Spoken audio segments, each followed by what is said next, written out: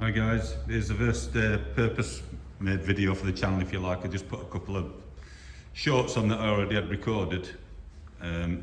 Basically the channel's going to be working on MGB GTs. This is my 1970 MGB GT, which on this video I'm going to go through what I've done so far and also future works, etc.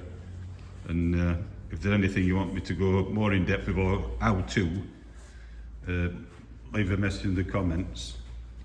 I bought this car about June last year. I've had built numerous classic cars over the past 40 years. This is the first GT I've had.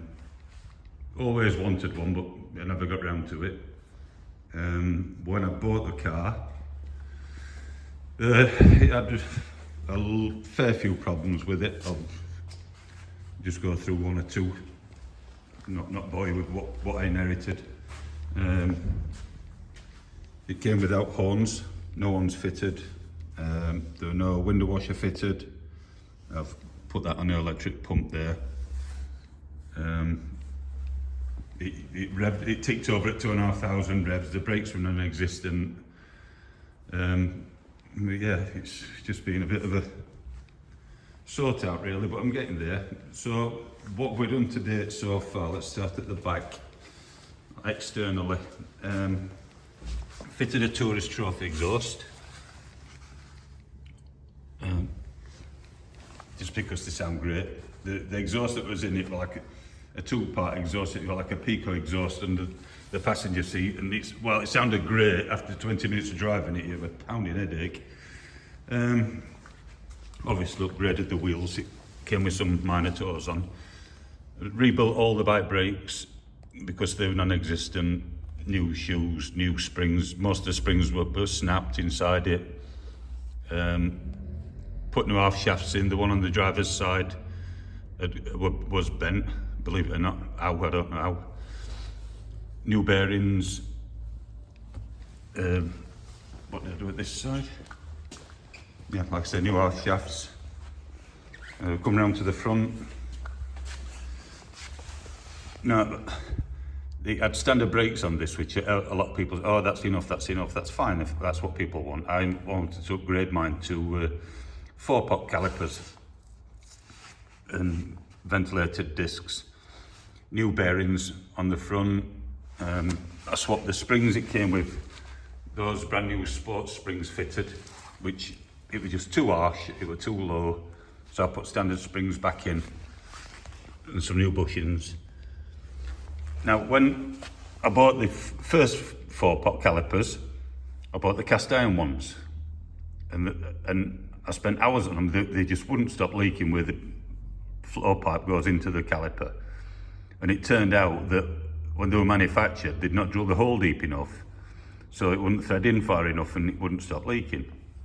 So then they sent me these replacements as an upgrade and cancelled all their other brakes because they got a faulty batch.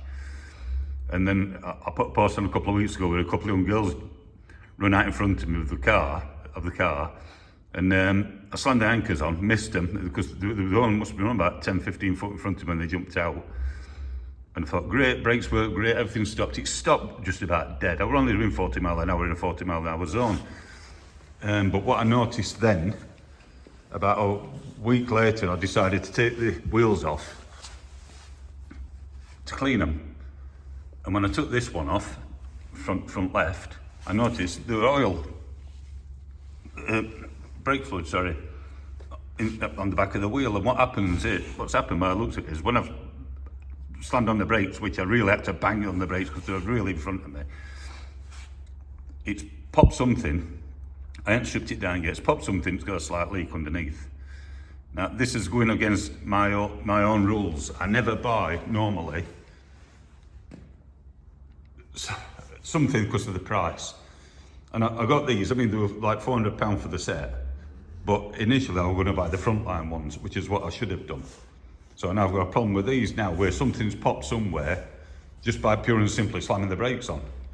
So that'll get addressed, that'll be another video. We'll get some frontline calipers and discs and what have you, and we'll bang all them on, which is what I should have done in the first place. I had nothing but aggro getting them swapped over. What else we've got? It came with K&M filters on it, which I didn't like.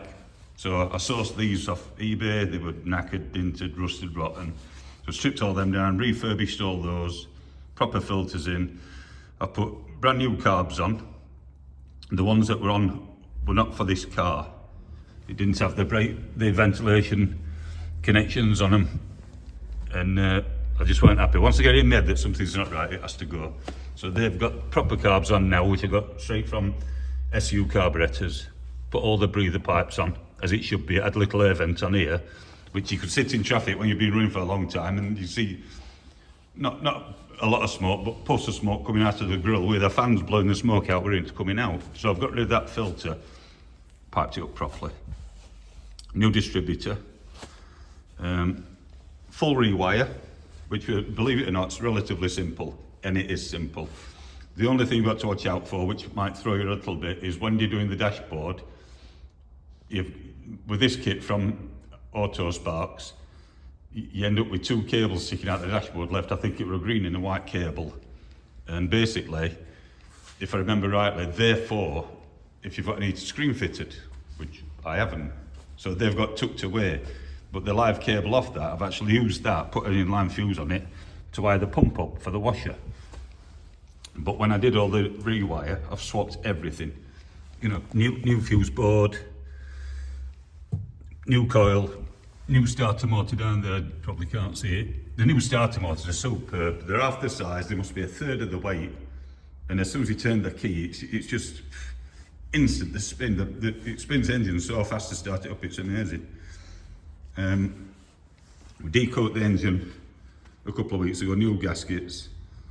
Found out I've got a breather problem, oil feed problem in the top. This tappet at this end were really rattly. So I stripped it all down the other day and found out that it got the wrong plinth on this end, and it were a straight plinth, which you need an offset plinth, so it weren't picking up the oil up. So the only oil that we're getting in here was squirting up through the hole. So we're only getting oil about 2/3 of the way down. And since I've done that, it's quiet as a mouse.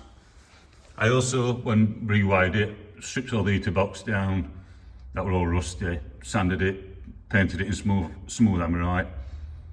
New fan, new motor, new improved heater matrix, that works great. The heater's really warm now, it wasn't. I'm going to swap this for an aluminium radiator soon. There's no rush, it's okay, but I just want to swap it for an aluminium one, they cool a lot better. Not that you need it doing, but also put those little driving lights on, because I quite like them. Inside, let's have a look. I don't know what to do with the inside yet. I ain't decided whether to leave it black vinyl as it is or do it in leather. When I've deleted the rear seat and I made this date lid for it, when I made this, I just quickly covered it in vinyl because I've not decided what I wanted to do. Was I going to do it in leather? Was I going to do it in tan leather? Was I going to do the seats in tan? Was I going to do it in... I'd not decided. So this is just cheap vinyl. I think got it from Dunelm Mills, it was about £10 a metre, something like that. And I've just covered it for now.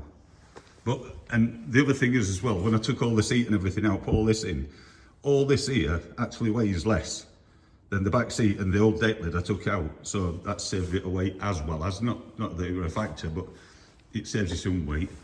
We've made these panels. Actually, I've covered them in vinyl just for the minute, but they're made out of plywood, not hardwood like the others, but we'll manky this and other. And I've actually cut them down, if you think they come up here like that, so you can get to the bulbs, etc. And I've cut it right down so it looks neat. And all I've got to do is take that screw out there, and I put one clip in it there. That comes away, you can get to the lights, it's no big hardship. I put the speakers in, not everybody's taste, but I like to music when I'm out and about. And by putting that lid on there, I've also got storage under there, plus obviously you've got to get to the battery, but that gives me even more storage now, which when it's finished, I'll probably have my spares parts in it, or my tools or whatever, this and other. Covered those at the same time. The back door. Let's have a look in here. Obviously we've made the console which goes right through to the back, finish off nice and neat.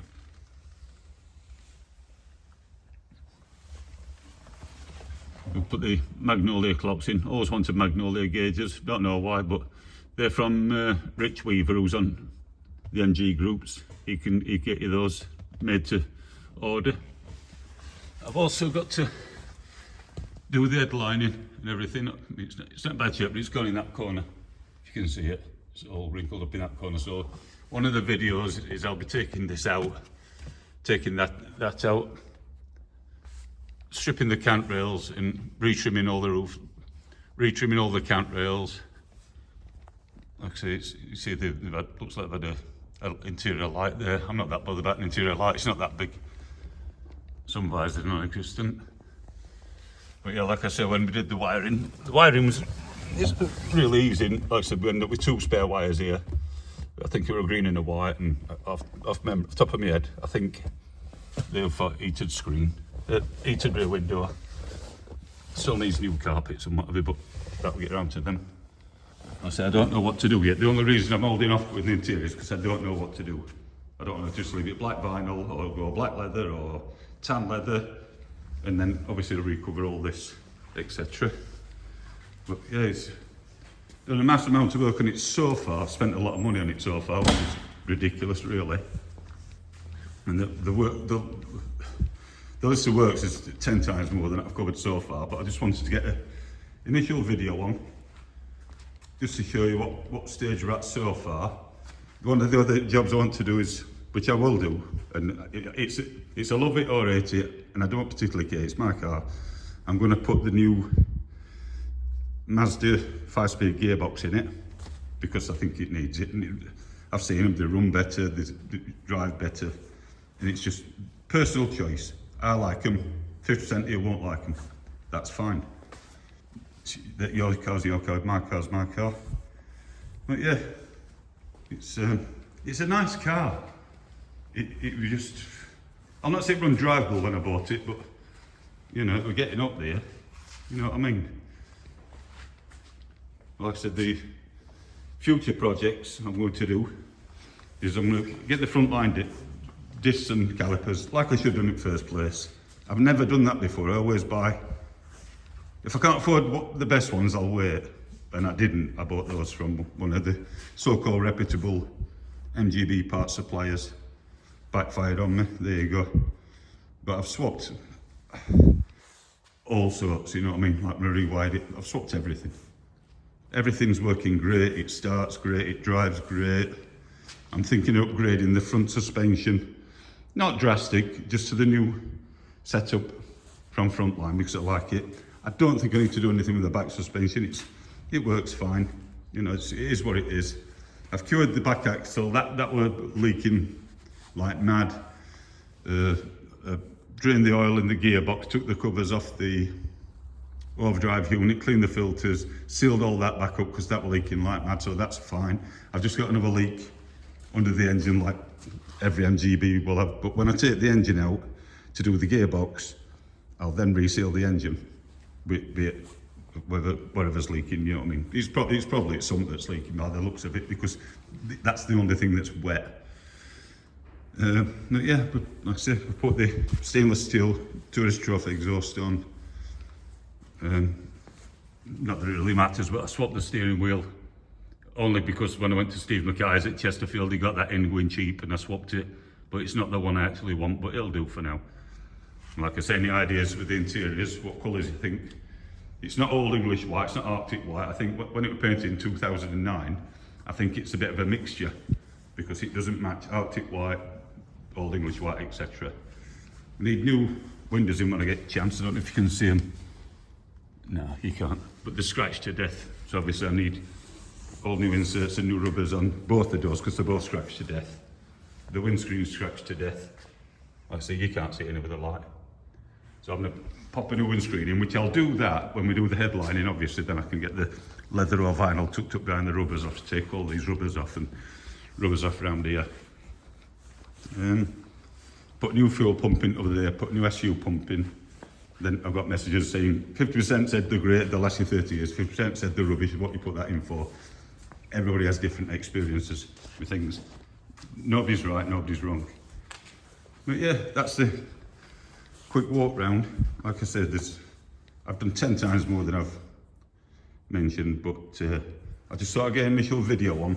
And like I said, I think the next thing I'm going to do first, obviously because I drive it, is I'm going to get them frontline brake calipers on.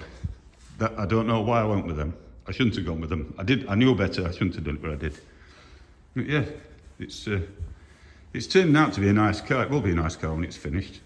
I'll eventually repaint it because it's got an old respray on it, which it looks presentable. This is just dust. It looks presentable, but I've got a slight bit of micro blistering on that wing, if you can see it. And then obviously, same as everybody else, started to get cracks along here. A couple of places I've touched up, just to stop any water getting in, forget caught out. Up there. There's a crack there and I just put a bit of paint over it. A couple of cracks up here I touched up, just to stop water getting in, forget caught out in rain. So yeah, that's the overall so far. Any questions, any suggestions, any ideas, anything you want me to cover, let me know. Like I said, the wiring harness took me about 6 hours, something like that. I did it in over a few days, but only had half an hour or an hour because of work, you know. But it's really easy. And one thing to watch out for, when you buy a complete wiring harness, as they described, you don't get a complete wiring harness. You don't get the small harnesses for the headlights. You don't get the harness from there to the overdrive. That were £30 extra. There was something like £14 extra for the lights.